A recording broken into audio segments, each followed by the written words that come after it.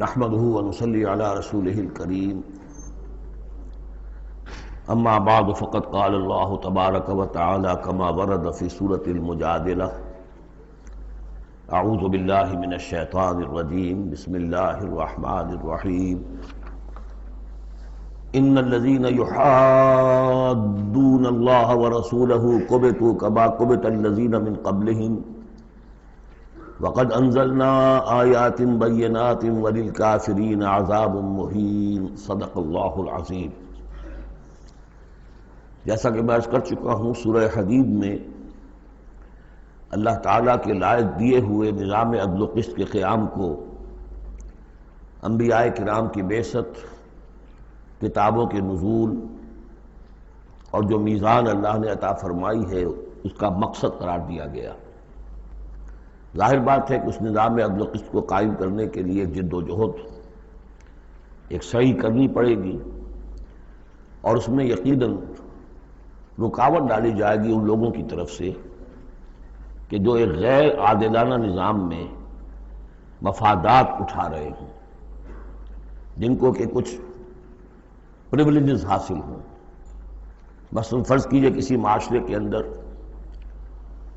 سیاسی ریپریشن ہے، جبر ہے، ظاہر بات ہے وہ ڈکٹیٹر ہیں، کچھ لوگ ہیں کہ جنہوں نے دوسرے لوگوں کو دبایا ہوا ہے، وہ کبھی پسند نہیں کریں گے کہ لوگوں کو ان کے حقوق مل جائیں۔ یا کسی معاشرے کے اندر زیادہ نمایاں چیز جو ہے وہ معاشی استحصال ہے، اکنامک ایکسپلائٹیشن ہے۔ نتیجہ کیا ہوگا کہ ایک طبقہ ہوگا غرباء کا، ہیو ناٹس کا، ایک ہوگا ہیوز کا۔ وہ ہیوز والے جو ہیں کبھی نہیں چاہیں گے کہ نظام بدلے، وہ رجسٹ کریں گے ٹوتھ اینڈ نیل۔ لہذا ایک کشاکش، ایک تصادم ناگزیر ہے۔ اس تصادم کے لیے دو گروہ نمایاں ہوتے چلے جائیں گے، ایک جو اللہ کے دین کے پر ایمان رکھنے والے اور جنہوں نے اپنی زندگیوں کو اس کام کے لیے وقف کر دیا ہو کہ اللہ کے دین کو نافذ کریں، دوسرے وہ کہ جو اس کی مخالفت کریں گے۔ اب ان دونوں کی کشاکش اور دونوں کے لیے علیحدہ علیحدہ عنوان ہیں جو تجویز کیے جا رہے ہیں سورہ مجادلہ میں۔ ارشاد ہوا ان الذین یحادون اللہ ورسولہ، یہ یحادون یہ بھی حدید سے ہی بنا ہے، محاددہ باب مفاعلہ، جیسے جوہد سے مجاہدہ تو محاددہ مقاتلہ باب مفاعلہ، یعنی سخت مخالفت، پوری طاقت کے ساتھ مخالفت۔ یقیناً وہ لوگ جو پوری قوت کے ساتھ مخالفت کرنے پر تل گئے ہیں اللہ کی اور اس کے رسول کی، اور ظاہر بات ہے کہ اللہ اور اس کے رسول سے مراد اللہ کا دین ہے۔ اللہ تعالیٰ کی ایک تکوینی حکومت تو پوری دنیا میں ویسے ہی قائم ہے، اللہ کی کوئی کیا مخالفت کرے گا؟ اللہ کے رسول صلی اللہ علیہ وسلم سے بھی ذاتی پرخاش کسی کو کچھ نہیں تھی، کوئی ذاتی چپکلش نہیں تھی، جیسا کہ سورہ انعام میں ہم نے پڑھا ہے وَلَٰكِنَّ الظَّالِمِينَ بِآيَاتِ اللَّهِ يَجْحَدُونَ، یہ تو اللہ کی آیات کا انکار کر رہے ہیں۔ اے نبی جنگ آپ سے نہیں ہے ان کی، وہ تو ہمارے دین سے ہے۔ تو یعنی وہ لوگ کہ جو پوری قوت کے ساتھ مقابلہ کر رہے ہیں، مخالفت کر رہے ہیں اللہ کی اور اس کے رسول کی، یعنی اس کے دین کی اور اس کے دین کے قیام کی۔ دین بھی اگر رکھا رہے کتابوں میں لکھا ہوا اور مزید پی ایچ ڈیز اس پہ آپ کرتے رہیے، کتابیں لکھتے رہیے، تو انہیں کوئی اعتراض نہیں، لیکن جب آپ یہ کہیں گے کہ اس دین کو قائم کرنا ہے تو یہ ہے بات کہ جو بہرحال ٹھنڈے پیٹوں برداشت نہیں کی جا سکتی۔ ان الذین یحادون اللہ ورسولہ کبتوا کما کبت الذین من قبلہم، وہ خوار ہو گئے، تباہ ہو گئے جس طریقے سے کہ ان سے پہلے کے لوگ تباہ ہوئے تھے۔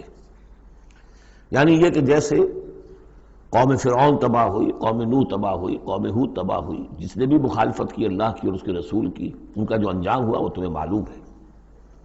وَقَدْ أَنزَلْنَا آیَاتٍ بَيِّنَاتٍ، اور ہم اتار چکے ہیں روشن آیات، یعنی مکی صورتوں میں یہ سارے واقعات آ چکے ہیں۔ بڑی بڑی قومیں جو تم سے کہیں بڑھ کر، اے قریش اور اے عرب کے مشرکوں، تم سے کہیں بڑھ کر زیادہ طاقتور تھے، ان کو ہم نے ہلاک کیا۔ وَلِلْكَافِرِينَ عَذَابٌ مُّهِينٌ، یہ تو دنیاوی عذاب تھا جو ان پر آیا، ابھی ان کے لیے عذاب مہین جو ہے، ذلت والا عذاب آخرت کے اندر ہے۔ یوم یبعثہم اللہ جمیعا فینبئہم بما عملوا، جس دن کہ اللہ تعالیٰ ان سب کو اٹھائے گا بعث بعد الموت، اور پھر انہیں جتلا دے گا جو انہوں نے عمل کیے تھے. احصاہ اللہ ونسوہ، اللہ نے تو ان کو محفوظ رکھا ہوا تھا، ان کا ریکارڈ تھا، ایک ایک عمل ان کا جو ہے وہاں پر موجود تھا. ونسوہ، وہ بھول بھی چکے تھے کہ انہوں نے کیا کیا زیادتیاں کی ہیں، کیا کیا حرام خوریاں کی ہیں، وہ تو بھول چکے تھے. واللہ علی کل شیء شہید، اور اللہ تعالیٰ تو ہر چیز پر گواہ ہے، خود نگران ہے. الم تر ان اللہ یعلم ما فی السماوات و ما فی الارض، کیا تم نہیں دیکھتے کہ اللہ تعالیٰ تو جانتا ہے جو کچھ بھی ہے آسمانوں میں اور جو کچھ بھی ہے زمین میں. ما یکون من نجوا ثلاثۃ الا هو رابعهم، نہیں ہوتے کبھی بھی تین آدمی سرگوشیاں کرتے ہوئے مگر یہ کہ ان کا چوتھا اللہ ہوتا ہے. جماعتی زندگی میں ایک بڑا فتنہ پیدا ہو جاتا ہے کہ گروپ بندی ہو جائے، اور پھر وہ گروپس جو ہیں خفیہ جو ہے چیبے گوئیاں شروع کر دیں. ایک جماعت ہے، اس جماعت میں ظاہر بات ہے اختلاف رائے بھی ہو سکتا ہے، لیکن اختلاف رائے کے لیے جو فورم ہے جہاں اختلاف رائے کا اظہار ہونا چاہیے وہاں اختلاف کیا جائے، اس کے قواعد و ضوابط کو ملحوظ رکھتے ہوئے. اس کی بجائے پرورٹڈ ذہنیت جو ہوتی ہے، تخریبی ذہنیت ہوتی ہے، وہ یہ ہے کہ اپنی ایک علیحدہ سی لابی بنا کر اور اپنے ہی مشورے کر رہے ہیں، گفتگویں کر رہے ہیں، تاکہ اپنے خیال میں تو اور پختہ سے پختہ ہوتے چلے جائیں. اگر عام ڈائیلاگ ہو تو اس میں تو پورا موقع ہوتا ہے کہ آج آپ کو کوئی خیال آیا ہے لیکن کل آپ کو اس کی غلطی آپ پر واضح ہو جائے، اور جو دوسرا خیال ہے آپ اس کے قائل ہو جائے کہ نہیں وہ بات واقعی میری سمجھ میں نہیں آئی تھی، اب سمجھ میں آ گئی ہے. لیکن اگر اس کی بجائے اوپن ڈائیلاگ کی بجائے اگر یہ خفیہ سرگوشیاں شروع ہو جائیں تو یہ گویا کہ پھر اس جماعت کے لیے یہ ایک بہت بڑا سمجھیے کہ سم میں قاتل ہے، زہر ہے، مہلک زہر ہے. تو اس کا ذکر ہو رہا ہے. ما یکون من نجوا ثلاثۃ، جب کئی علیحدگی میں اور خفیہ مشورے کرتے ہیں تین افراد، الا هو رابعهم، اللہ تعالیٰ ان کے ساتھ موجود ہوتا ہے چوتھا. ولا خمسۃ الا هو سادسهم، نہیں ہوتے کوئی پانچ مگر یہ کہ ہوتا ہے اللہ چھٹا. ولا ادنی من ذلک، ادنا کیا ہوگا، دو ہوں گے ثلاثہ سے نیچے تو ان کے ساتھ تیسرا اللہ ہے. ولا اکثر، اس سے زائد ہو تب بھی اگر وہ خفیہ میٹنگز ہو رہی ہیں اور خفیہ سرگوشیاں ہو رہی ہیں تو اللہ تو ان کے ساتھ ہے. ہوا معہم اینما کانوا، یہ وہی الفاظ آ گئے جو سورہ حدید میں بھی آئے تھے. ہوا معکم اینما کنتم، الا ہوا معہم اینما کانوا، وہ تو موجود ہوتا ہے ان کے ساتھ جہاں کہیں بھی ہوں. ثم ینبئہم بما عملوا، پھر ان کو بتا دے گا، جتلا دے گا جو کچھ کہ انہوں نے عمل کیا تھا قیامت کے دن. ان اللہ بکل شیء علیم، یقینا اللہ ہر چیز کا علم رکھتا ہے. الم تر الی الذین نہوا عن النجوی، کیا تم نے دیکھا نہیں کہ وہ لوگ کہ جنہیں منع کیا گیا تھا نجوا سے. یہ آیت جو ہے سورہ نساء میں آ چکی ہے، آیت نمبر 114. لا خیر فی کثیر من نجواہم، اب اس سے ثابت ہو گیا کہ یہ سورہ مجادلہ اس کے بعد نازل ہو رہی ہے، اس لیے کہ اس کے بارے میں اشارہ کیا جا رہا ہے کہ ان کو منع کیا گیا تھا نجوا سے. ثم یعودون لما نہوا عنہ، پھر بھی وہ اعادہ کر رہے ہیں، دوبارہ اسی شے کا ارتکاب کر رہے ہیں جس سے وہ روکے گئے تھے. یہ منافقین تھے کہ جو سرگوشیاں کرتے تھے، علیحدہ جا کر باتیں کرتے تھے، اسکیمیں بناتے تھے. کبھی وہ جن کے ساتھ ان کے دوستانہ تعلقات تھے یہود میں سے ان کے پاس جاتے تھے، کبھی آپس میں میٹنگیں کرتے تھے. وَيَتَنَاجَوْنَ بِالْإِثْمِ وَالْعُدْوَانِ وَمَعْصِيَتِ الرَّسُولِ، اور وہ جو سرگوشیاں کرتے ہیں وہ گناہ کے بعد کی کرتے ہیں، زیادتیوں کی کرتے ہیں، اور رسول کی معصیت، رسول کی نافرمانی. یہ سورہ نساء جب ہم پڑھ رہے تھے تو میں نے آپ سے عرض کیا تھا، یاد ہوگا کہ منافقین پر بہت شاذ گزرتا تھا کہ ہم رسول کی اطاعت کریں، ہم اللہ کو مانیں گے، اللہ کی کتاب میں جو بات آ جائے گی اس پہ عمل کریں گے، لیکن یہ کیا ضروری ہے، یہ تو ہماری طرح کے ایک انسان ہے. پھر ہم سورہ قتال میں دیکھ چکے ہیں کہ انہوں نے از خود ایک مہم جوئی شروع کر دی ہے. کیا ضرورت تھی، یہ چھیڑ چھاڑ کیوں کی قریش کے ساتھ، کیوں جنگوں کا سلسلہ شروع کیا جس کے لیے کہ یہ مصیبت جو ہے بڑھتی چلی گئی. لہذا ان کے اوپر جو شاق گزر رہا تھا وہ تھا رسول کی اطاعت و معصیت الرسول، رسول کی نافرمانی. وَإِذَا جَاءُوكَ حَيَّوْكَ بِمَا لَمْ يُحَيِّكَ بِهِ اللَّهُ، اور جب وہ آپ کے پاس آتے ہیں تو آپ کو دعا وہ دیتے ہیں کہ جو اللہ نے آپ کو نہیں دی ہے. یہ ہم پڑھ چکے ہیں، سورہ نساء ہی میں یہ مضمون آیا تھا. تحیہ، عربوں کے ہاں سب سے بڑی دعا یہ تھی کہ حیاک اللہ، حیاتی ہوئے، اللہ تعالیٰ تمہاری زندگی دراز کرے، طویل کرے، اچھی زندگی دے. تو اس طرح کی بات ہے. لیکن وہ جب آتے تھے اس کے بعد اسلام میں اب جو گریٹنگز ہیں وہ السلام علیکم. لیکن وہ جب آتے تھے تو السلام علیکم، السلام علیکم، سام کے معنی موت ہے، اے نبی آپ پر موت پڑے، اے مسلمانوں تم پر موت پڑے۔ لہذا وَإِذَا جَاءُوكَ حَيَّوْكَ بِمَا لَمْ يُحْيِكَ بِهِ اللَّهُ وَيَقُولُونَ فِي أَنفُسِهِمْ۔ اب دیکھیے یہ نفسیاتی بات ہے، دل ہی دل میں وہ کہتے تھے پھر لولا يعذبنا الله بما نقول، اللہ ہمیں عذاب کیوں نہیں دے رہا ہمارے اس کہنے پر۔ اس کا کیا مطلب ہے؟ یہ رسول نہیں ہے۔ اگر رسول ہوتے تو ہماری اس گستاخی پر فوراً ہماری زبانیں کھینچ لیتا اللہ تعالیٰ۔ یہ ہے وہ چیز جس سے کہ ہم نے سورہ حدید میں دیکھا تھا کہ پھر وہ جو تھوڑی بہت پونجی ایمان کی ہوتی ہے وہ بھی برف کی طرح پگھلنی شروع ہو جاتی ہے، زائل ہونی شروع ہو جاتی ہے۔ ایک شرارت کی، السلام علیکم یا رسول اللہ کہا، پھر اس کے بعد ہمیں پکڑ تو کوئی نہیں ہوئی۔ اس کا مطلب یہ اللہ کے رسول نہیں ہے۔ اللہ کے رسول ہوتے تو اللہ اپنے رسول کی یہ توہین اور یہ استہزاء کا بھی برداشت نہ کرتا۔ حسبہم جہنم، ان کے لیے تو اب جہنم ہی کافی ہے، موضوع ہے۔ یصلونہا، اس میں وہ داخل ہوں گے، فبئس المصیر، اور بہت برا ٹھکانہ ہے۔ یا ایھا الذین آمنوا اذا تناجیتم، اے اہل ایمان جب تمہیں کوئی سرگوشی کرنی ہو، علیحدہ جا کر بات کرنی ہو، فلا تتناجوا بالاسم والعدوان ومعصیۃ الرسول، تو دیکھو کسی گناہ کے کام کے لیے کوئی مشورہ ہو رہا ہے، اسکیم بن رہی ہے، کہیں کسی پر زیادتی کرنے کے لیے کوئی مشورہ کر رہا ہے خفیہ، یا رسول کی مخالفت، رسول کے احکام کی نافرمانی کی، یہ تمہاری سرگوشی کا موضوع نہیں ہونا چاہیے۔ وَتَنَاجَوْا بِالْبِرِّ وَالتَّقْوَىٰ، ہاں علیحدہ جا کر کسی کو کوئی بات سمجھانی ہے تو نیکی کی تلقین کرو، بھلائی کی تلقین کرو، صدقہ و خیرات کی تلقین کرو۔ وَاتَّقُوا اللَّهَ الَّذِي إِلَيْهِ تُحْشَرُونَ، اور دیکھو اس اللہ سے ڈرتے رہو، اس کا تقویٰ اختیار کرو جس کی طرف کہ تمہیں لازماً جمع کیا جائے گا۔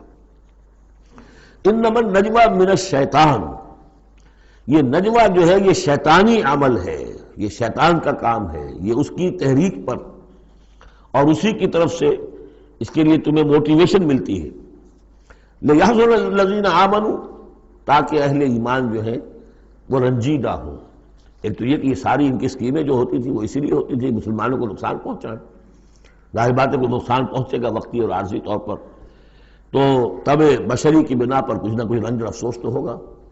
اور ایک اس میں اور بات بھی نفسیاتی یہ ہے کہ فرض کیجئے کہ آپ نے دیکھا 3-4 آدمی ادھر خسر پسر کر رہے ہیں، تو خام خواہ آپ کو خیال ہوتا ہے کہ یہ میرے بارے میں کوئی بات کر رہے ہیں، اور اس سے کہ آپ کی طبیعت پر ایک الٹا اثر ہوتا ہے۔ کبھی کبھی خاص طور ایسا بھی ہوتا ہے کہ آپ کی طرف کسی نے دیکھ بھی لیا مسکرا کے، اور یہ در حقیقت انہیں ستانے کے لیے، چڑھانے کے لیے۔ لِيَحْزُنَ الَّذِينَ آمَنُوا، تاکہ اہل ایمان جو ہے وہ حزن سے دوچار ہوں، دلگیر ہوں، دل گرفتہ ہوں۔ وَلَيْسَ بِضَارِّهِمْ شَيْئًا، حالانکہ یہ شیطان کوئی ضرر نہیں پہنچا سکتا انہیں کچھ بھی، إِلَّا بِإِذْنِ اللَّهِ، مگر اللہ کے اذن سے۔ اللہ کی طرف سے کوئی آزمائش آنی ہے تو آئے گی، کوئی روک نہیں سکتا، لیکن شیطان اپنے ارادے سے، اپنے اختیار سے کوئی ضرر نہیں پہنچا سکتا۔ وَعَلَى اللَّهِ فَلْيَتَوَكَّلِ الْمُؤْمِنُونَ، اور اہل ایمان کو توکل کرنا چاہیے صرف اللہ پر۔ اہل ایمان کا توکل اور بھروسہ، یہ کچھ نہیں ہوگا ان کے کیے، تم اپنا فرض ادا کرو، اللہ تعالیٰ تمہارے ساتھ ہے۔ یا ایھا الذین آمنوا اذا قیل لکم تفصحوا فی المجالس فافصحوا یفصح اللہ لکم، یہ بھی ان منافقین کا طرز عمل تھا کہ مجالس میں جب حضور کی عام مجلس ہے تو اس میں 3-4 آدمی ذرا قریب ہو کر ایک گچھا سا بن کر بیٹھے ہوئے ہیں، اور جو بات ہو رہی ہے حضور فرمائے ساتھ ساتھ وہ فقرے بھی چست کرتے جا رہے ہیں۔ پھر یہ کہ وہ علیحدہ بیٹھتے تھے کہ ہمارے فقرے بھی سچے مسلمان نہ سن لے کہیں، تب تو پکڑ ہو جائے گی ہماری۔ تو گویا کہ ایک گچھا سا بن کر وہ بیٹھے ہوئے ہیں، بہت قریب قریب ہو کر، اپنا ایک علیحدہ سالقہ بنا کر۔ تو اس کے لیے اگر ان سے کہا جائے کھل کر بیٹھو، اس طریقے سے یہ جگہ جگہ پر علیحدہ گروپ بنا کر نہ بیٹھو، کھل کر بیٹھو، معلوم ہو کہ ایک اجلاس ہے، ایک اجتماع ہو رہا ہے۔ فافصحوا، تو تم کھل کے بیٹھا کرو، اللہ تعالیٰ تمہارے لیے کشادگی پیدا کر دے گا۔ بڑی عمدہ انداز ہے نصیحت کا۔ وَإِذَا قِيلَ انشُزُوا فَانشُزُوا يَرْفَعِ اللَّهُ الَّذِينَ آمَنُوا مِنكُمْ، اور جب کہا جائے کہ اٹھ کھڑے ہو تو چلے جایا کرو، اٹھ جایا کرو۔ یہ بھی ہوتا تھا کہ ایک میٹنگ ہے، مشورہ ہے، گفتگو ہوئی ہے، کوئی مسئلہ طے ہو گیا ہے، اب یہ ہمیں اقدام کرنا ہے، یہ فیصلہ کرنا ہے۔ اب یہ کہ جب مجلس برخاست ہوئی وہ بیٹھے ہوئے وہیں پر کچھ ایک گروپ بنا کر، اب اس کے اوپر تبصرے ہو رہے ہیں۔ یہ بھی در حقیقت بحیثیت مجموعی جماعت کے اندر ایک سوء ظن کی سی فضا پیدا کرنے والی شے ہے۔ اب جب اجتماع تھا، بیٹھے تھے، اجتماع ختم ہو گیا، آپ جائیے. جب کہا جائے کہ اٹھ جاؤ تو اٹھ جایا کرو، اٹھ کھڑے ہوا کرو. یرفع اللہ الذین آمنوا منکم، اللہ تعالیٰ تم میں سے جو واقعی اہل ایمان ہے ان کے درجات بلند کرے گا. والذین اوتوا العلم درجات، اور جن کو اللہ تعالیٰ نے علم دیا ہے، حقیقی علم دیا ہے، ان کے درجات بلند کرے گا. واللہ بما تعملون خبیر، اور اللہ تعالیٰ جو کچھ تم کر رہے ہو اس سے باخبر ہے. یا ایھا الذین آمنوا اذا ناجیتم الرسول فقدموا بین یدی نجواکم صدقہ. اہل ایمان جب تم رسول سے کوئی تنہائی میں بات کرنا چاہو تو ذرا اپنی اس علیحدگی کی بات سے پہلے کوئی صدقہ دیا کرو. اب اس کا بھی پس منظر سمجھیے، یہ چیزیں سمجھ میں نہیں آ سکتی اگر جماعتی ایک شکل سامنے نہ ہو اور اس میں ایک جد و جہد کی شکل. ہوتا کیا ہے کہ کچھ لوگ وہ اپنی حضور سے قرب ظاہر کرنے کے لیے اور اپنی حیثیت کو علیحدہ ممیز کرنے کے لیے، حضور ذرا مجھے آپ سے علیحدگی میں بات کرنی ہے تاکہ لوگ دیکھ لیں یہ کوئی بڑا چودھری ہے، بڑا اہم آدمی ہے، یہ علیحدگی میں جا کے بات کر رہا ہے. تو بڑا یعنی یہ کہ حضور کو بھی اس پر اعتماد ہے، اور وہ اپنی ایک نمایاں حیثیت ظاہر کرنے کے لیے. اور جو ان میں منافق تھے، جو عبداللہ ابن ابی کے بارے میں میں آپ کو بتا چکا ہوں کہ جب حضور جمعے کا خطبہ دینے کھڑے ہوتے تھے تو پہلے صف میں ہوتا تھا، پہلے کھڑا ہو جاتا تھا خود، اور کہتے لوگوں دیکھو توجہ سے سنو، یہ اللہ کے رسول ہے، تاکہ اس کی اپنی حیثیت ایک ظاہر ہو جائے کہ وہ یہاں کا چودھری ہے. اور وہ تھا مدینے کا چودھری، اس لیے کہ خزرج کا سردار تھا، اور خزرج بڑا قبیلہ تھا، اور طے کر چکے تھے اہل مدینہ کہ اسے بادشاہ بنا لیں گے، اپنا نظام بنائیں گے، چونکہ بہت عرصہ ہو گیا تھا انہیں باہم لڑتے ہوئے اوس اور خزرج کو. اب وہ چاہ رہے تھے کوئی ایک نظام ہو جائے، ہمارا بھی ایک بادشاہ ہو کوئی. اور اس کے لیے تاج بن چکا تھا، بس تاج پوشی باقی تھی کہ حضور تشریف لے آئے جو بے تاج بادشاہ بن گئے. اب اس کے جو بادشاہی کے خواب تھے سارے کے سارے جو ہیں وہ ختم ہو گئے، لہذا اس کے اندر دشمنی اول روز سے تھی. تو وہ بھی اپنی اس حیثیت کو ظاہر کرنے کے لیے کھڑے ہو کر کہتا تھا. اسی طرح یہ کہ اذا ناجیتم الرسول، تو اب آپ نے چونکہ مال سے جو ہے محبت بہت تھی، حضور نے کہا کہ پہلے کو صدقہ دے کر پھر ذرا آ کے حضور سے بات کیا کرو. ٹیکس لگا دیا اللہ تعالیٰ نے حضور سے علیحدہ گفتگو کا. اب وہ تو اس سے پہلوتی کر گئے، اور تھا صرف یہی بتانا تھا کہ یہ لوگ جو بہت قریب آ کے حضور سے باتیں کیا کرتے تھے، ان کو مال سے اتنی محبت ہے کہ کوئی صدقہ دے کر اور پھر حضور سے علیحدہ گفتگو کرنے کے لیے کوئی آمادہ نہیں ہوا ان میں سے. حضرت علی کہتے ہیں رضی اللہ تعالیٰ عنہ، میں واحد شخص تھا جس نے حضور سے تنہائی میں گفتگو کے لیے آپ سے وقت مانگا اور صدقہ جو ہے اس کو پیش کیا. لیکن اللہ تعالیٰ نے جلد ہی اس حکم کو جو ہے منسوخ بھی کر دیا. یہ حکم بہت جلدی منسوخ ہوا ہے. یا ایھا الذین آمنوا اذا ناجیتم الرسول فقدموا بین یدی نجواکم صدقہ ذالک خیر لکم واطہر، یہ تمہارے لیے بہت بہتر بھی ہے اور بہت پاکیزہ بات ہے. فإن لم تجدوا فإن اللہ غفور رحیم، ہاں اگر تم غریب ہو، تمہیں نہیں تمہارے پاس کوئی شے ہے، تو اللہ تعالیٰ غفور اور رحیم ہے. یہ گنجائش رکھتی تھی. لیکن ظاہر بات ہے منافقین تو غریب نہیں تھے، وہ تو متمول لوگ تھے، مرفع الحال لوگ تھے. اس کے بعد فرمایا اشفقتم ان تقدموا بین یدی نجواکم صدقات، کیا تم ڈر گئے اس سے کہ رسول کے ساتھ اپنی تنہائی کی بات اور ملاقات سے پہلے کوئی صدقہ دو. فَإِذْ لَمْ تَفْعَلُوا وَتَابَ اللَّهُ عَلَيْكُمْ، تو جب تم نے یہ نہیں کیا تو اللہ تعالیٰ نے بھی تمہاری توبہ کو قبول کیا، تم پر نظر عنایت فرمائی. فَأَقِیمُوا الصَّلَاةَ وَآتُوا الزَّکَاةَ وَأَطِیعُوا اللَّهَ وَرَسُولَهُ، تو بس ٹھیک ہے نماز قائم رکھو، زکوٰۃ ادا کرو، اور اللہ اور اس کے رسول کی اطاعت کرتے رہو. واللہ خبیر بما تعملون، اور اللہ باخبر ہے اس سے کہ جو تم کر رہے ہو. تو یہ حکم آیا بہت عارضی طور پر اور بہت جلد ختم بھی کر دیا گیا. لیکن یہ کہ اس سے وہ لوگ نمایاں ہو گئے کہ جو پہلے بہت ہی بار بار آتے تھے اور علیحدہ سے مشورے کرتے تھے اور اپنی ایک حیثیت جو ہے اس کا اظہار اس طریقے سے کیا کرتے تھے، جب اس حکم کے بعد چند دن تک وہ نہیں آئے تو معلوم ہو گیا ہوگا، اور پھر ان کو بھی شرم آئی ہوگی کہ اب دوبارہ ہم وہ کام نہ کریں.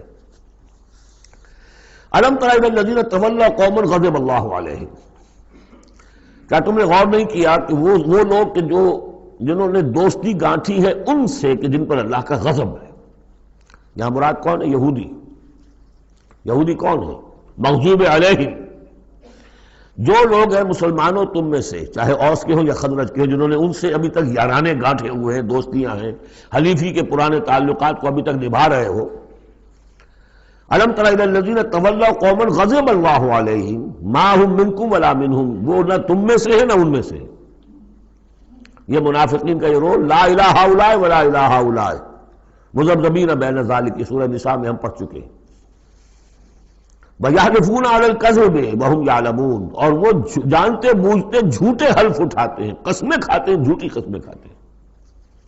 أَعَدَّ اللَّهُ لَهُمْ عَذَابًا شَدِيدًا، اللہ تعالیٰ نے تیار کر رکھا ہے ان کے لیے ایک سخت عذاب. إِنَّهُمْ سَاءَ مَا كَانُوا يَعْمَلُونَ، یقیناً جو طرز عمل وہ اختیار کیے ہوئے ہیں وہ بہت ہی برا ہے. اتخذوا أيمانهم جنة، انہوں نے اپنی قسموں کو ڈھال بنا لیا ہے. جہاں کسی بات پر گرفت ہوئی، خدا کی قسم، اللہ گواہ ہے یہ معاملہ یوں نہیں تھا، یوں تھا. اب دوسرا شخص جو ہے شریف مسلمان ہے، وہ مروت میں آ کے اللہ کی قسم کھا رہا ہے تو کم سے کم چپ تو ہو جاتا تھا. اب میں کیا کروں؟ لہذا انہوں نے قسموں کو اپنی ڈھال بنا لیا. فصدوا عن سبیل اللہ، تو وہ رکتے بھی ہیں، روکتے بھی ہیں اللہ کے عذاب سے، اللہ کے راستے سے. فلہم عذاب مہین، تو ان کے لیے اہانت آمیز عذاب ہے.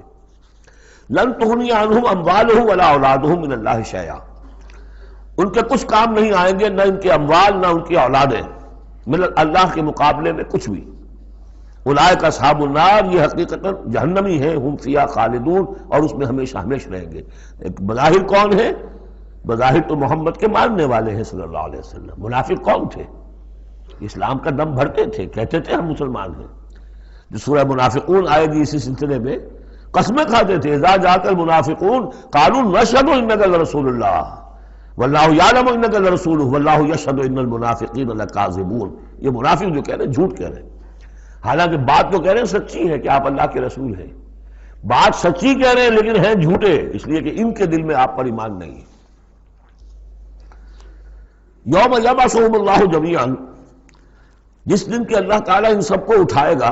فَيَحْلِفُونَ لَهُ كَمَا يَحْلِفُونَ لَكُمْ، تو وہ اللہ کے سامنے بھی اسی طرح کی جھوٹی قسمیں کھائیں گے جیسے کہ آج تمہارے سامنے کھا رہے ہیں. یعنی یہ کہ ان کی عادت جھوٹی قسمیں کھانے کی اتنی پختہ ہو جائے گی کہ تمہارے سامنے جس طرح کی جھوٹی قسمیں کھاتے ہیں، ایسی جھوٹی قسمیں اللہ کے سامنے کھائیں گے، وہاں بھی جا کر یہ چوکنے والے نہیں. یحلفون لکم، جیسے تمہارے یہ قسمیں کھاتے ہیں. یحسبون انہم علی شیء، سمجھیں گے کہ ہم ہیں کسی نہ کسی بات پر، ہماری بھی کوئی حیثیت ہے. بہرحال ہم نے بھی کچھ نہ کچھ تو کام کیا تھا، ہم نے نمازیں پڑھی تھی، ہم نے روزے رکھے تھے، ہم نے آخر ایک وقت میں ہم اسلام قبول کیا تھا ہم نے. وَيَحْسَبُونَ أَنَّهُمْ عَلَىٰ شَيْءٍ أَلَا إِنَّهُمْ هُمُ الْكَاذِبُونَ، آگاہ ہو جاؤ کہ وہ حقیقت میں جھوٹے ہیں. استحوذ علیہم الشیطان، شیطان نے ان کو اپنے قابو میں کر لیا ہے، شیطان نے قابو پا لیا ہے ان پر. فَأَنسَاهُمْ ذِكْرَ اللَّهِ، اور انہیں غافل کر دیا ہے، بھلا دیا ہے انہیں اللہ کی یاد. اولئک حزب الشیطان، جان لو کہ یہ ہے شیطان کی پارٹی. یعنی شیطان کی پارٹی جو ہے، ایک تو وہ ہے کہ جو کھلم کھلا سامنے سے وار کرنے والے ہیں. مشرکین مکہ تھے، کھلم کھلا جو بھی کر رہے تھے حضور کے خلاف، کھلم کھلا اقدام تھا ان کا. انہوں نے اپنی گردنیں کٹوائی اپنے باطل معبودوں کے لیے، اپنے دین کے لیے، اپنے جو بھی ان کے توہمات تھے ان کے لیے. ایک یہ تھے یہودی، اور تیسرے تھے جو مسلمانوں کے اندر یہ ففتھ کالمسٹ عنصر جو تھا کہ جو منافقین پر مشتمل تھا. ان کا اور معاملہ کھل کر آئے گا مزید اگلی صورت میں سورہ حشر میں. یہ وہ لوگ ہیں جو مسلمانوں کے اندر ہوتے ہوئے حزب الشیطان کے اصل میں رکن تھے. اولئک حزب الشیطان الا ان حزب الشیطان هم الخاسرون، آگاہ ہو جاؤ کہ یہ شیطان کی پارٹی والے جو ہیں حقیقت میں یہی ہوں گے خسارے میں، یہی رہیں گے گھاٹے میں، یہی ہوں گے تباہ و برباد. اب یہ سائملٹینیس کنٹراسٹ ہے. جب حزب الشیطان کی یہ کارروائیاں اور ان کے یہ مختلف علامتیں بیان کر دی گئی تو حزب اللہ کا ذکر ہو رہا ہے. ان الذین یحادون اللہ ورسولہ اولئک فی ورسولہ اولئک فی الاذلین، ابھی انہی کا ذکر جاری ہے. یقیناً وہ لوگ جو مخالفت کر رہے ہیں اور ایڑی چوٹی کا زور لگا رہے ہیں، یحادون اللہ ورسولہ اولئک فی الاذلین، یہ لوگ ہوں گے جو سب سے زیادہ ذلیل ہو کر رہیں گے، سب سے زیادہ ذلیل، اذل. اور سمجھ لیجئے کہ یہی بات سورہ نساء میں ہے، ان المنافقین فی الدرک الاسفل من النار، یقیناً منافقین جو ہے وہ آگ کے سب سے نچلے طبقے میں ہوں گے. اب وہ مضمون آ گیا ہے جو اس سے پہلے سورہ صافات میں بھی آ چکا ہے، اور بہت اہم ہے یہ مضمون. اور اہم مضامین میں نے کئی مرتبہ عرض کیا قرآن مجید میں کم سے کم 2 جگہ ضرور ہوتے ہیں. کتب اللہ لأغلبن انا ورسلی، اللہ نے طے کر دیا ہے، لکھ دیا ہے، میں لازماً، میں اور میرے رسول غالب آئیں گے۔ سورہ صافات میں ہم پڑھ چکے ہیں وَلَقَدْ سَبَقَتْ كَلِمَتُنَا لِعِبَادِنَا الْمُرْسَلِينَ إِنَّهُمْ لَهُمُ الْمَنْصُورُونَ وَإِنَّ جُنْدَنَا لَهُمُ الْغَالِبُونَ۔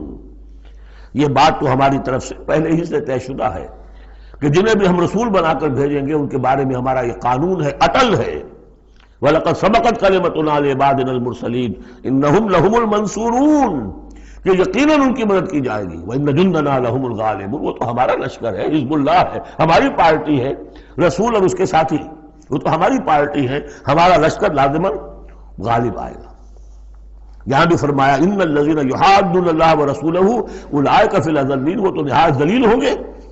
کتب اللہ لأغلبن انا ورسلی، اللہ نے لکھ دیا کہ میں اور میرے رسول غالب آ کر رہیں گے۔ ان اللہ قوی عزیز، بے شک اللہ تعالیٰ زبردست ہے، زور آور ہے۔ اب اس میں جو لٹمس ٹیسٹ آ رہا ہے حزب اللہ میں ہے کون، اس میں جو سب سے بڑی بات ہے وہ یہ کہ اپنے سابقہ رشتوں کو، چاہے وہ باپ ہو، بیٹا ہو، بھائی ہو، حلیف ہو، دوست ہو، اگر وہ ایمان نہیں لایا اور آپ کے ایمان کی تلوار نے آپ کے اور اس کے درمیان کے رشتے کو کاٹ دیا، تب تو آپ حزب اللہ میں ہیں، اور اگر وہ رشتہ جو ہے لگا رہا آپ کے ساتھ تو آپ حزب اللہ میں نہیں ہیں۔ لٹمس ٹیسٹ یہ ہے، یکسو ہوگا۔ لا تجد قوما یؤمنون باللہ والیوم الآخر یوادون من حاد اللہ ورسولہ، تم نہیں پاؤ گے ان لوگوں کو جو حقیقتاً ایمان رکھتے ہوں اللہ پر اور یوم آخر پر کہ وہ محبت کر رہے ہیں ان سے جو مخالفت کرتے ہیں اللہ کی اور اس کے رسول کی۔ سیدھی سی بات ہے۔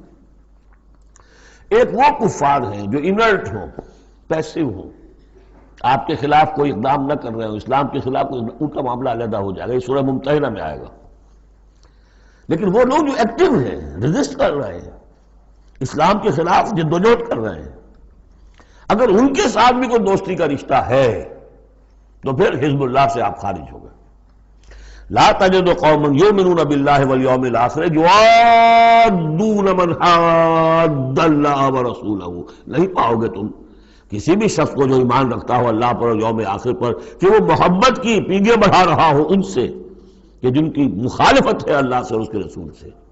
وَلَوْ كَانُوا آبَاءَهُمْ، خواہ وہ ان کے باپ ہوں، او ابناہم یا ان کے بیٹے ہوں، او اخوانہم یا ان کے بھائی ہوں، او عشیرتہم یا ان کے رشتہ دار ہوں۔ اب وہی نوٹ کر لیجیے آیت سورہ توبہ کی آیت نمبر 24۔ قل ان کان آباؤکم وابناؤکم واخوانکم وازواجکم وعشیرتکم واموال اقترفتموها وتجارۃ تخشون کسادها ومساکن ترضونها احب الیکم من اللہ ورسولہ وجہاد فی سبیلہ۔ اللہ کی محبت کے تو آپ بڑے دعوے کر سکتے ہیں، رسول کی محبت کے، رسول کے عشق کے بڑے بڑے دعوے کر سکتے ہیں، لمبے لمبے جلوس نکال سکتے ہیں، بڑی بڑی محفل بیعت منعقد کر سکتے ہیں، نعتوں کے اندر زمین آسمان کے کلامیں ملا سکتے ہیں۔ اصل میں جو ٹیسٹ ہوگا کہ واقعتاً اللہ سے اور اس کے رسول سے محبت ہے یا نہیں ہے تو جہاد فی سبیلہ سے ہوگا، وہ تو ٹھوس ہے۔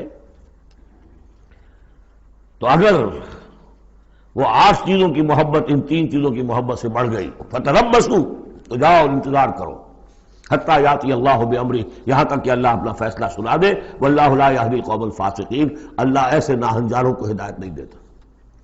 تقریباً اس کی ہم وزن آیت ہے یہ، لا تجد قوما یؤمنون باللہ والیوم الآخر یوادون من حاد اللہ ورسولہ ولو کانوا آباءہم او ابناءہم او اخوانہم او عشیرتہم اولئک کتب فی قلوبہم الایمان وایدہم بروح منہ۔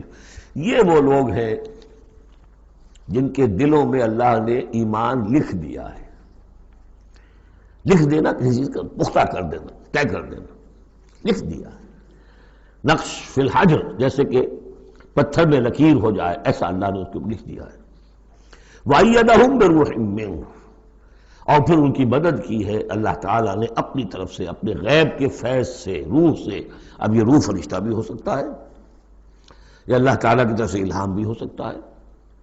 تو جو بھی اللہ کی طرف سے جو غیر مرئی جو بھی مدد آتی ہے وہ سب وہ ہے۔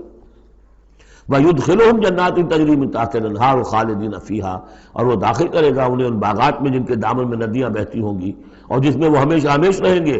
رضی اللہ عنہم ورضوا عنہ، وہ اللہ سے راضی ہو جائیں گے اور اللہ ان سے راضی ہو جائے گا، یا یوں کہیے کہ وہ اللہ سے راضی ہو چکے اور اللہ ان سے راضی ہو چکا۔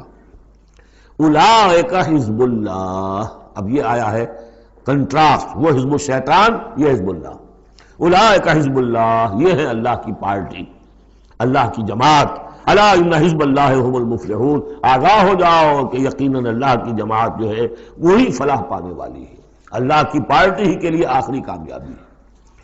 یہ مضمون اس سے پہلے سورہ مائدہ میں بھی آ چکا، فإن حزب اللہ هم الغالبون، وہاں آیا فإن حزب اللہ هم الغالبون، اللہ کی پارٹی ہی غالب آ کر رہے گی۔ لیکن دنیا میں غالب آ جانا در حقیقت اگرچہ یہ بڑی کامیابی ہے، لیکن سب سے بڑی کامیابی تو وہ فلاح ہے۔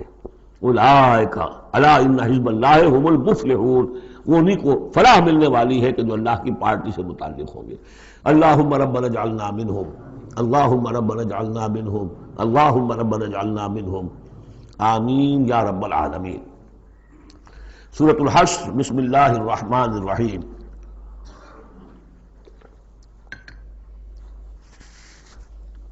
سبح للہ ما فی السماوات وما فی الارض، سورہ حدید اس سے ایک لفظ میں بڑھ گیا صرف، وہاں تھا سبح للہ ما فی السماوات والارض، یہاں ما فی کا اضافہ، تسبیح کرتی ہے اللہ کی ہر وہ شے جو آسمانوں میں ہے اور ہر وہ شے جو زمین میں ہے، گویا کہ ایمفیسس بڑھ گیا۔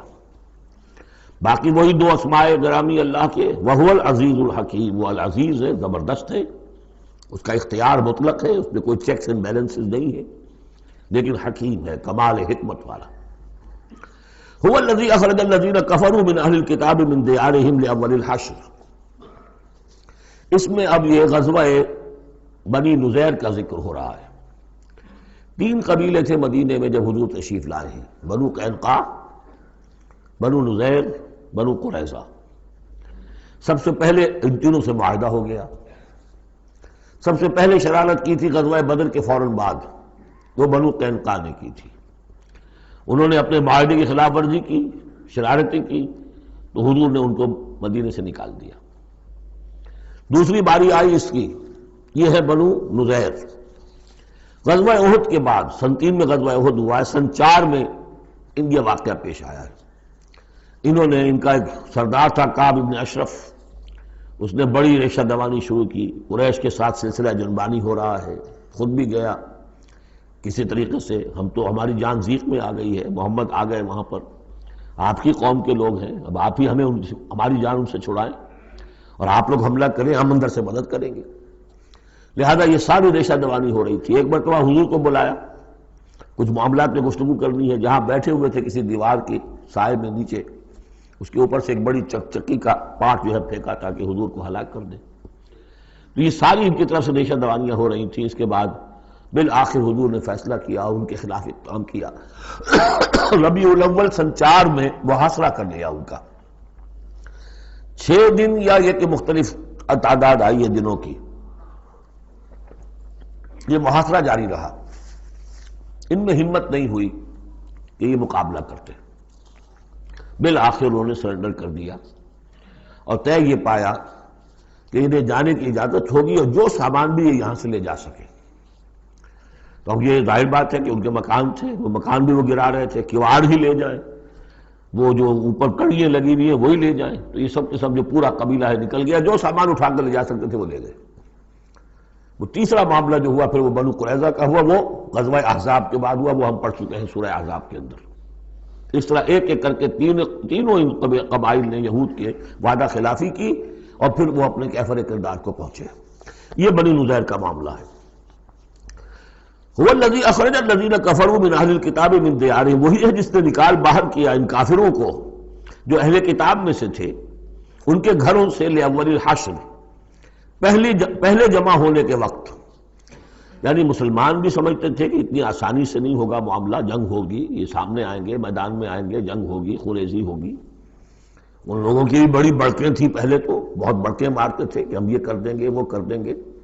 مسلمانوں قریش سے تمہاری جنگ ہوئی ہے، اگر بھی ہم سے اگر معاملہ مقابلہ پیش آیا تو تمہیں معلوم ہوگا جنگ کسے کہتے ہیں وغیرہ وغیرہ۔ یہ سورہ بنی اسرائیل، سورہ آل عمران کے بالکل شروع میں اس کا تذکرہ ہے۔ لیکن یہ کہ اول الحشر، یا تو اس کا مطلب یہ ہے کہ پہلی ہی مرتبہ جمع ہوئے ہیں مسلمانوں نے، آ کے محاصرہ کیا اور لائے اور ہتھیار رکھ دیے، یا اس سے مراد یہ ہے کہ پہلی مرتبہ تو یہ یہاں سے اب نکالے جا رہے ہیں، پھر ایک وقت آئے گا کہ یہ خیبر سے بھی کھڑے جائیں گے۔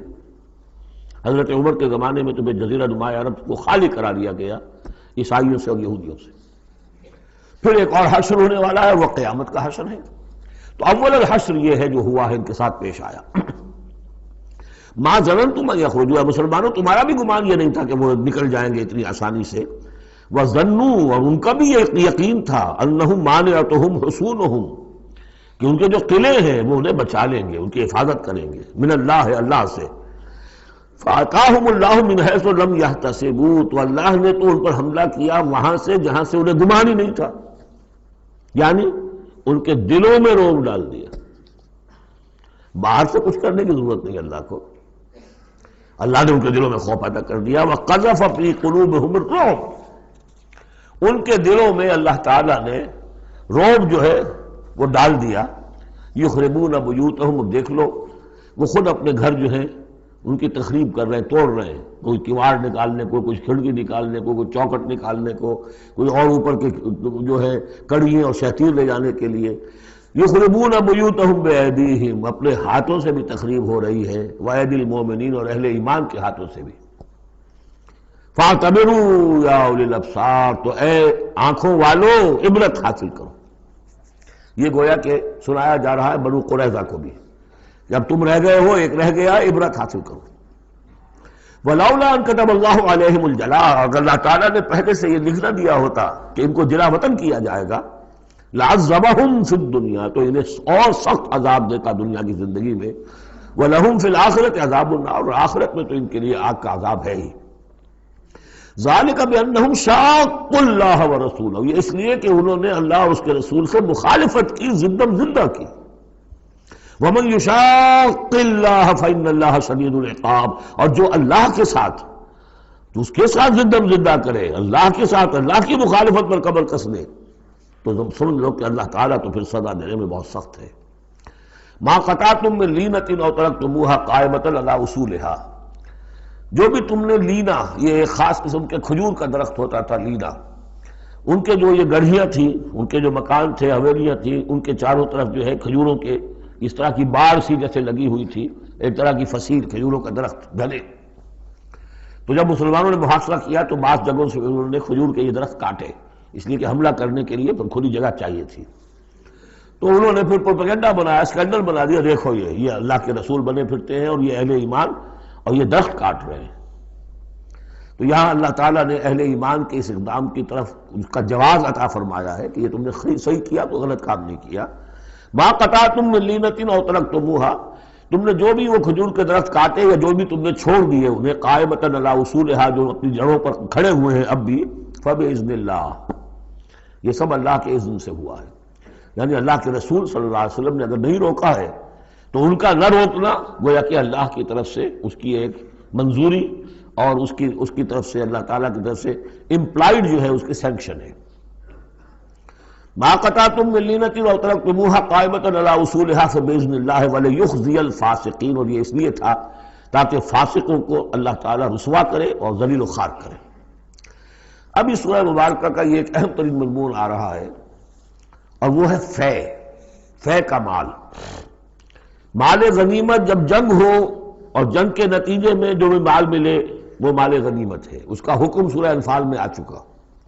خمس جو ہے 5واں حصہ اللہ اور اس کے رسول کے لیے اور رسول کے قرابت داروں کے لیے اور مسکینوں کے لیے اور وابن السبیل اور مسافر کے لیے، 4 حصے تقسیم ہو جائیں گے مجاہدین کے مابین جنہوں نے جنگ میں حصہ لیا، اور ان میں سے جو سواری والے ہوں گے 2 حصہ، اور جو پیدل ہوں گے انہیں اکیلا۔ یہاں ذکر ہو رہا ہے کہ جنگ کی نوبت نہیں آئی، لہذا یہ مال فے ہے، یہ غنیمت نہیں ہے، یہ مال فے ہے، اور یہ کل کا کل اللہ اور اس کے رسول کا ہے۔ گویا کہ اس میں کسی کو بھی مسلمان کو کوئی حصہ نہیں ملے گا سوائے اس کے کہ جو اللہ کا رسول کسی کو فقیر کو غریب کو مسکین کو دینا چاہے وہ الگ بات ہے۔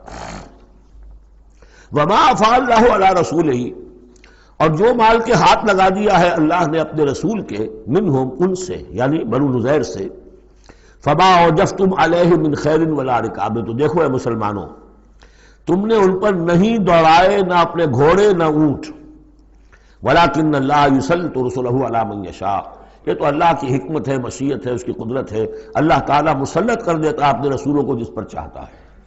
یہ خاص قدرت خدا بندی سے کہ اللہ نے ان کے دلوں میں رعب ڈال دیا، انہوں نے خود آ کے سرنڈر کر دیا، تو تمہیں تو جنگ کرنے کی نوبت پیش نہیں آئی، لہذا یہ مال غنیمت نہیں ہے۔ وعلیٰ کل شیء، واللہ علیٰ کل شیء قدیر، اللہ تعالیٰ ہر چیز پر قادر ہے۔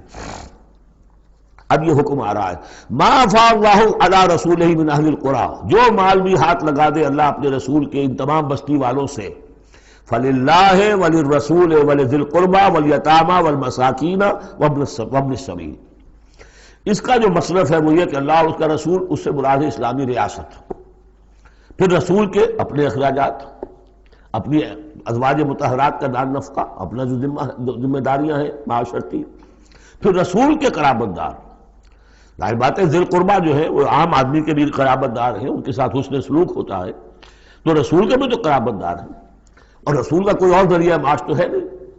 والیتامى والمساکین وابن السبیل، باقی اس کے علاوہ جو بھی مستحق ہیں، فقراء ہیں، غریب ہیں اور ان کے لیے محتاج ہیں، کہ لا یکون دولۃ بین الاغنیاء منکم، اور یہ اہم ترین اسٹیٹمنٹ آف آبجیکٹیوز ہے۔ مقصد کیا ہے؟ کہ لا یکون، تاکہ ایسا نہ ہو کہ دولت تمہارے امیروں ہی کے مابین چکر لگاتی رہے۔ یعنی ظاہر بات ہے کہ اب جو لوگ بھی جو جنگ میں حصہ لیا ہے، جن کے پاس گھوڑے بھی تھے اور اونٹ بھی تھے، اب ان کو دگنے حصے مل جاتے سارے اس مال میں سے، تو گویا کہ جو لوگ پہلے ہی سے کچھ مرفع الحال ہیں، جن کے پاس پہلے ہی کچھ ہے، انہی کی طرف مال اور بڑھ رہا ہے، اور جو بیچارے غریب ہیں وہاں کے، وہ گویا کہ اس سے ان کی غربت کے ازالے کی کوئی شکل نہیں ہو پائے گی۔ تو اللہ تعالیٰ کے سامنے یہ ہے کہ دولت کی تقسیم ہو ایسی کہ اس کی سرکولیشن جو ہے معاشرے کے اندر، اس کی گردش دولت ایسی ہو کہ سب کو حصہ ملے اور سوسائٹی کے تمام طبقات جو ہیں اس سے مستفید ہوں۔ کہ لا یکون دولۃ بین الاغنیاء منکم، تاکہ ایسا نہ ہو کہ یہ دولت، یہ سرمایہ، یہ مال تمہارے امیروں ہی کے مابین گردش میں رہے۔ اس کی ایک سادہ سی مثال میں دیتا ہوں کہ ایک کروڑ پتی کی بیٹی لاکھوں روپے کا جہیز لے کے ایک کروڑ پتی کے بیٹے کے گھر چلی گئی، گویا کہ وہ لاکھوں روپے کے جہیز نے گردش تو کی، لیکن ایک کروڑ پتی سے نکل کے دوسرے کروڑ پتی کے ہاں چلی گئی۔ یہ دولت گردش کر رہی ہے اسی ایک اونچے طبقے کے اندر، انہی کے اندر جو ہے گردش ہو رہی ہے، گردش ہے بھی اگر تو ان کے مابین۔ ہونا یہ چاہیے کہ یہ سوسائٹی کے تمام طبقات کے اندر اس کا نفوذ ہو رہا ہو، سب کو اس سے فیض پہنچ رہا ہو، تاکہ یہ جو اس قدر جو ہے اونچ نیچ ہے، اتنی عدم مساوات ہے، وہ ختم ہو۔ وہ مساوات کے تمام انسان بالکل برابر کر دیے جائیں، وہ تو نہ کبھی ہوئی ہے نہ ہو سکتی ہے، وہ تو کمیونزم بھی مر گیا اور ایک دن کے لیے بھی اس مساوات کو قائم نہیں کر سکا۔ یہ ضرور ہے کہ انہوں نے جو اتنا فرق و تفاوت تھا، وہ نہیں ہے کہ جو امریکہ میں آج بھی ہے اور اس وقت بھی تھا، وہ فرق و تفاوت وہاں نہیں تھا، لیکن یہ کہ بالکل برابر سپاہی اور سپہ سالار برابر تو نہیں ہو سکتے، کچھ نہ کچھ فرق تو ہوگا، لیکن یہ کہ ایسا نہ ہو کہ معاشرے کے ایک طبقے میں ایک طرف تو احتیاج ہی احتیاج بڑھتی چلی جائے، بھوک ہو، احتیاج ہو، جس کے لیے کہ یہاں تک فرمایا حضور نے قاد الفقر ان یکون کفرا، فقر جو ہے احتیاج وہ انسان کو کفر تک پہنچا دیتی ہے۔ اور حضرت شاہ ولی اللہ دہلوی رحمۃ اللہ علیہ نے، وہ میں سمجھتا ہوں کہ اس دور جدید میں جو بھی معاشی مسائل کی پیچیدگیاں پیدا ہونے والی تھی، اس کا بڑا گہرا فہم جو تھا سب سے پہلے جس عالم دین کو ہوا ہے وہ شاہ ولی اللہ دہلوی ہے۔ ان کا کہنا یہ ہے کہ جس معاشرے میں، جس ملک میں تقسیم دولت کا نظام غیر منصفانہ ہوگا، اس کا نتیجہ یہ نکلے گا کہ ایک طرف دولت کے انبار ہوں گے، نتیجہ یہ کہ عیاشیاں ہوں گی، بدماشیاں ہوں گی، دوسری طرف عام لوگ جو ہے وہ ڈھور ڈنگر بن کر رہ جائیں گے، وہ بار برداری کے جانوروں کی حیثیت اختیار کر لیں گے کہ صبح سے لے کے شام تک کمر توڑ دینے والی جو ہے مشقت کر کے بھی بمشکل اپنی ضرورت پوری کر رہے ہیں۔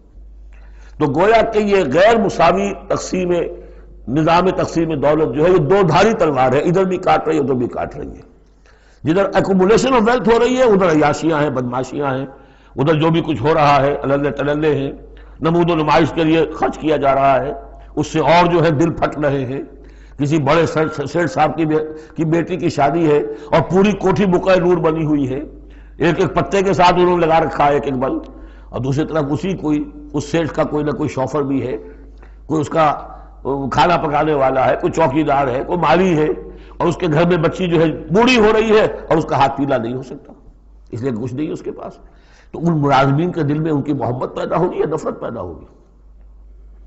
انما یرید الشیطان ان یوقع بینکم العداوۃ والبغضاء، شیطان تو چاہتا ہے تمہارے مابین دشمنی اور بغض کے جذبات پیدا کرے، اور وہ پیدا ہو رہے ہیں۔ دوسری طرف فقر ہے، کاد الفقر ویکون کفرا، تو اس میں یہ ہے کہ ضرورت ہے کہ لا یکون دولۃ بین الاغنیاء منکم، نظام ایسا ہونا چاہیے کہ منصفانہ عادلانہ تقسیم ہو دولت کی، اور اس طرح سے مستقل طبقات بن کر نہ رہ جائے۔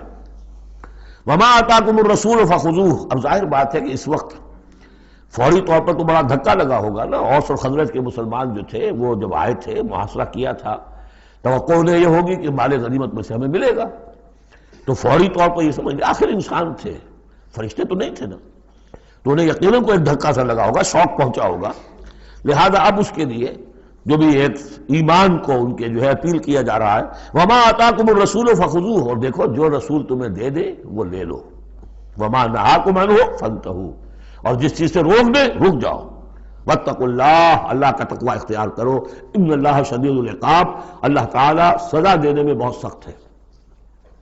للفقراء، اب بیان ہوا کہ جب یہ بیت المال میں چلا جائے گا تو رسول نے تو اپنے اوپر فقر لازم کیا ہوا ہے، رسول نے تو اپنی بیویوں کے نفقہ بڑھانے کی بجائے ایلا کر لیا تھا، سورہ احزاب میں ہم سب پڑھ آئے ہیں۔ رسول یہ کس کو دے گا؟ للفقراء المہاجرین الذین اخرجوا من دیارہم، وہ مہاجر جو تندست ہیں، کہ جو نکال دیے گئے اپنے گھروں سے، اموالہم، اور اپنے اموال سے، انہیں سب کچھ چھوڑ کر آنا پڑا، یبتغون فضلا من اللہ ورضوانا، وہ تو اللہ کے فضل کے متلاشی ہیں، تلاش کر رہے ہیں، حاصل کرنا چاہتے ہیں اللہ کا فضل اور اس کی رضا، وینصرون اللہ ورسولہ، اور وہ اللہ اور اس کے رسول کی مدد کر رہے ہیں۔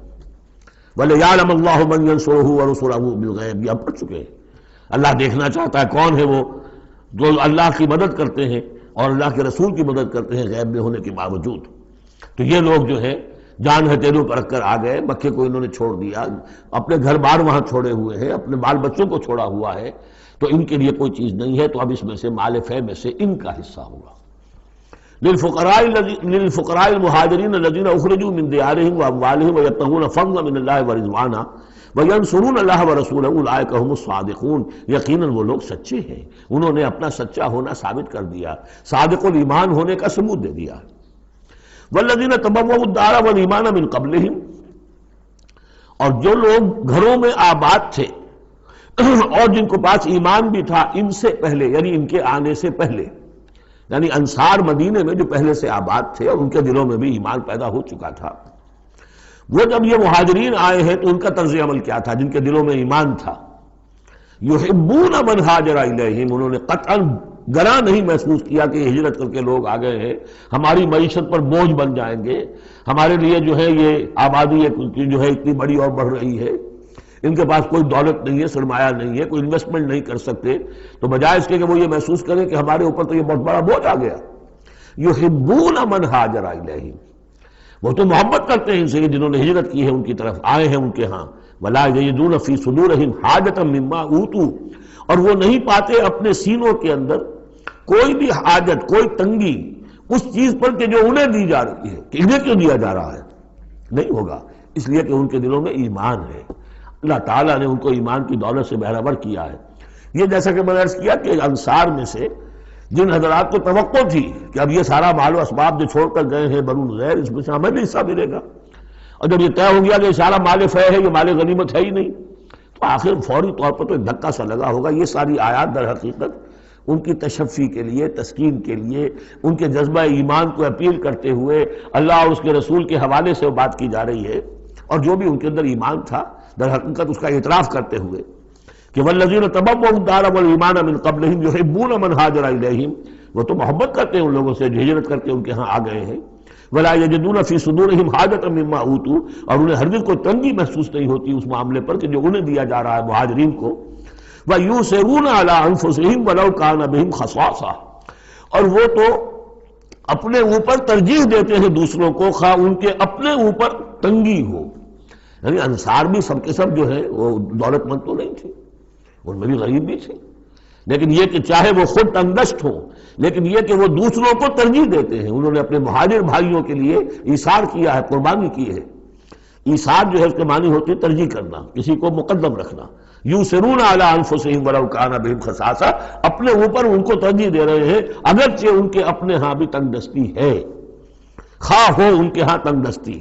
وَمَنْ يُوقَ شُحَّ نَفْسِهِ فَأُولَٰئِكَ هُمُ الْمُفْلِحُونَ، اور یقیناً جو کوئی بھی بچا لیا گیا اپنے جی کے لالچ سے وہ وہی ہے کہ جو فلاح پانے والے۔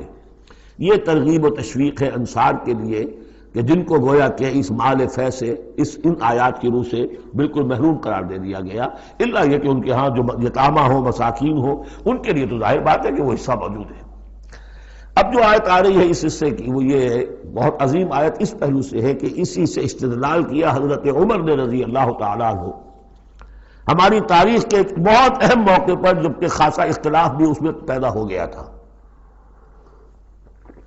پہلے وہ موقع سمجھ لیجئے جب حضرت عمر کے دور خلافت میں عراق فتح ہو گیا، شام فتح ہو گیا، ایران فتح ہو گیا، مصر فتح ہو گیا، تو ایک فرٹائل کریسنٹ کہلاتا ہے مڈل ایسٹ کا، بہت زرخیز علاقہ، درمیان میں تو اگرچہ عراق کے اور شام کے ایک بڑا صحرا ہے لیکن ایک کریسنٹ پاتا ہے، یوں بہت فرٹائل ایریا۔ اب یہ جو مجاہدین تھے، صحابہ کرام کتنے تھے؟ چند ہزار۔ ان کی طرف سے مطالبہ ہوا کہ یہ ساری زمینیں یہ مال غنیمت ہے، 1/5 رکھیے بیت المال کے لیے، 4/5 ہمارے اندر تقسیم کر دی۔ اگر ایسا ہو جاتا تو تاریخ انسانی کی عظیم ترین جاگیرداری پیدا ہو جاتی، پورا ملک تقسیم ہو جاتا چند ہزار صحابہ کے اندر۔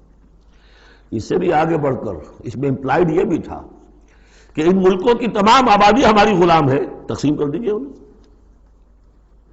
مال غنیمت میں جو غلام آتے تھے وہ تقسیم ہوتے تھے کہ نہیں؟ لونڈیاں آتی تھی تو غنیمت تقسیم ہوتی تھی کہ نہیں؟ یہ اتنا بڑا مسئلہ تھا، حضرت عمر رضی اللہ تعالیٰ عنہ نے اس پر غور کیا، اور ان کی رائے یہ ہوئی کہ یہ جو مال ہے یہ مال فے شمار ہوگا، مال غنیمت نہیں۔ مال غنیمت صرف وہ ہوگا جو کسی جنگ میں مارکے کے عین مقام پر جو چیز ملے گی، جو تلواریں دشمن کے ہاتھ سے آپ کے ہاتھ لگ گئیں، زرہیں ہیں اور سامان ہے، یا بھیڑیں بکریاں ہیں، ان کے بھی تو راشن ساتھ ہوتے تھے کہ نہیں، گھوڑے ہیں، اونٹ ہیں، یا وہاں جو POWs ہوں گے، جو وہاں گرفتار ہوں گے، جو لڑنے والے، یا عورتیں اگر وہاں ساتھ ہوں گی، وہ کنیزیں بنائی جائیں گی۔ تو جو محاذ جنگ پر جو مال آئے گا وہ تو غنیمت ہے، لیکن پورا ملک، اب جنگ تو ایک ہوئی ہے، نہاوند کی جنگ ہوئی ہے یا فلاں کسی اور کی جنگ ہوئی ہے، تو اس کے نتیجے میں تو پورا کا پورا ملک جو ہے کسی کے قبضے میں آ گیا۔ ساری حکومت جو تھی ابراہیم لودھی کی، پانی پت کی جنگ کے اندر وہ ہارا، اور ساری حکومت جو ہے وہ اب بابر کی ہو گئی۔ تو اگر اس طرح کا کوئی معاملہ اس وقت سمجھا جاتا تو اب سارے کے سارے لوگ غلام اور ان کی عورتیں کنیزیں، جو چاہیں کریں۔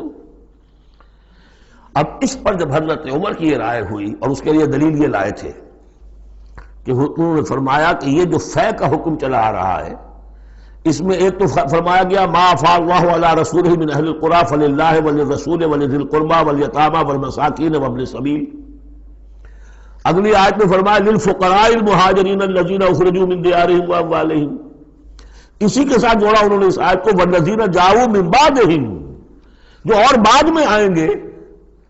اب یہ ظاہر بات ہے کہ یہ آج تو جتنے چند ہزار مسلمان تھے انہوں نے فتح کر لیا، اب اتنی بڑی امت ہے جو مسلمان بعد میں آئیں گے، اس کا مطلب ان کا تو کوئی حصہ رہا ہی نہیں۔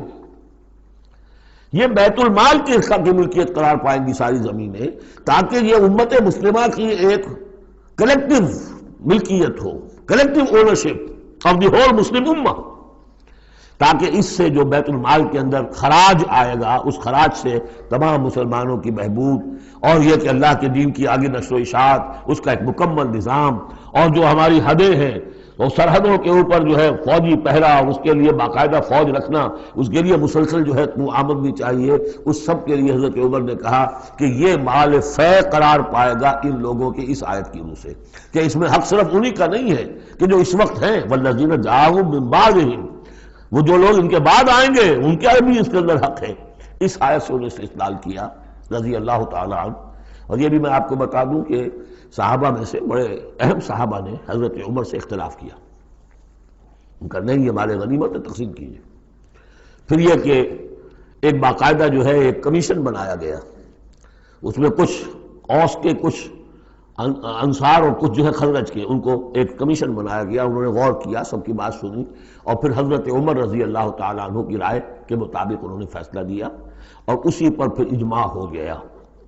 اور اس سے اب مسلمان ممالک کے اندر جو اراضی ہیں ان کی دو مستقل قسمیں بن گئی ہیں، ایک اراضی عشری، ایک اراضی خراجی۔ عشری اراضی ان مسلمانوں کی قرار پائی اور اس علاقے کے مسلمانوں کی قرار پائی جو بغیر لڑے بھڑے ایمان لے آئے، جیسے مدینے کے لوگ۔ حضور نے مدینے کو فتح تو نہیں کیا بلکہ وہ تو خود لے کر آئے حضور کو، تو وہاں کی زمینیں انہی کے قبضے میں رہیں۔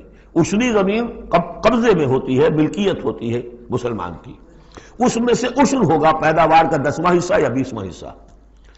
یہ زمینیں کہ جہاں کسی قوم نے، کسی فوج نے لڑ بھڑ کر پھر شکست کھائی ہو یا پھر کسی اور طریقے سے فتح کیا گیا ہو ملک، اگر مسلمانوں نے فتح کیا ہو تو وہاں کی ساری زمینیں خراجی ہیں، وہ کسی کی انفرادی ملکیت نہیں ہے بلکہ اجتماعی ملکیت ہے۔ کلیکٹیو اونرشپ آف لینڈ پہلی مرتبہ تاریخ انسانی میں حضرت عمر رضی اللہ تعالیٰ عنہ کے اس اجتہاد کے نتیجے میں وجود میں آیا ہے۔ کلیکٹیو اونرشپ آف لینڈ، کہ کسی کی انفرادی ملکیت نہیں ہے۔ جو ملک بھی فتح کیا گیا ہے بزور شمشیر طاقت کے ساتھ، اس کی زمینیں خراجی ہیں، عشری نہیں ہے، یعنی وہ مسلمانوں کی اجتماعی ملکیت ہے، انفرادی نہیں ہے۔ اب مسلمان ہو چاہے تو وہاں پر، چاہے وہ مجوسی تھے یا ہندو ہو، کوئی ہو، وہ کاشت کریں گے، لیکن اس میں سے خراج جائے گا سیدھا بیت المال میں، کوئی اس میں بیچ میں نہ زمیندار ہے اور نہ کوئی جاگیردار ہے۔ اس زمین کو کہتے ہیں خراجی زمین۔ اور پچھلی صدی تک تقریباً اس پر اجماع تھا کہ ہندوستان کی ساری زمینیں خراجی ہیں، یہاں کوئی اصلی زمین نہیں ہے، کوئی زمین ملکیت ہی نہیں ہے، کسی کو ملکیت نہیں، سب یہ مسلمانوں کی اجتماعی ملکیت ہے۔ چنانچہ قاضی صلاح اللہ پانی پتی رحمۃ اللہ علیہ، پچھلی صدی کے بڑے عظیم مفسر، محدث، بہت بڑے صوفی، بہت بڑے مفتی، ان کی تفسیر جو ہے تفسیر مظہری، وہ انہوں نے اپنے مرشد کے نام پر لکھی خود ہے، لیکن نام تفسیر صلاحی نہیں رکھا، تفسیر مظہری اپنے استاد کے نام سے منسوب کیا۔ تو اس تفسیر کے لکھنے والے شخص نے جو رسالہ لکھا ہے مالا بدھ منہ، وہ فقہ کا ایک بہت ہی ابتدائی سا رسالہ ہے، اور ہمارے سارے عربی مدارس میں وہ پڑھایا جاتا ہے۔ وہ فقہ کی تعلیم جو ہر مسلمان کو معلوم ہونی چاہیے، مالا بدھ منہ، اس میں صاف لکھا ہے ہندوستان میں کوئی زمین عشری ہے ہی نہیں، لہذا میں عشر کے مسائل اس میں لکھتا ہی نہیں۔ خام خواہ طلبہ کے دلوں پر بوجھ پڑے، کیا ضرورت ہے، جبکہ یہاں اس کی اپلیکیشن ہی نہیں ہے۔ ہندوستان میں کوئی زمین جو ہے عشری نہیں، سب خراجی ہے۔ خراجی ہے تو اس کا نتیجہ کیا نکلتا ہے کہ بالکل نیا بندوبست اراضی ہو سکتا ہے، ان جاگیرداروں سے زمین واپس لی جا سکتی، ملکیت ہی نہیں ہے ان کی۔ یہ تو یہ کہ کبھی کسی شہنشاہ نے دے دی یا انگریزوں نے دے دی، کسی اور نے دے دی، ان کی ملکیت نہیں ہے، یہ ہے عشری زمین، یہ خراجی زمینیں خراجی رہیں گی۔ یہ بہت اہم مسئلہ ہے اور اس کا تعلق اس آیت سے ہے۔